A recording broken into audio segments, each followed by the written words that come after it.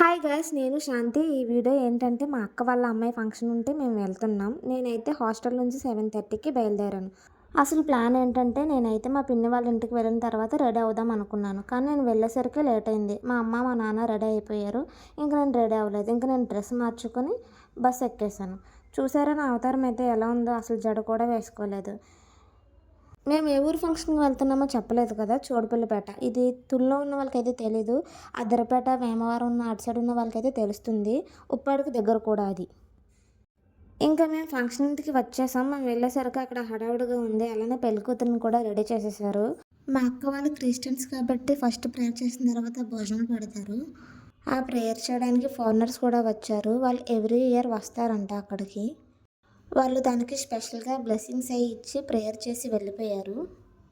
నేనైతే ప్రేయర్ ఎప్పుడవుతదా? ఎప్పుడు తిందామా అని అయితే ఫుల్ ఆకలితో ఉన్నా. ఫైనల్లీ భోజనాలైతే స్టార్ట్ అయ్యాయి. నేనైతే ప్లేట్‌లో బిర్యానీ అండ్ చికెన్ వేసుకొని ఫుల్‌గా లాగించేసా. తర్వాత ఫ్యామిలీ పిక్ కూడా తీసేసుకున్నాం. నేనేసుకున్న డ్రెస్ అయితే నేనే స్టిచ్చింగ్ చేశా. ఎలా ఉందో కామెంట్‌లో చెప్పండి. నెక్స్ట్ వీడియోలో కలుసుకుందాం. బాయ్.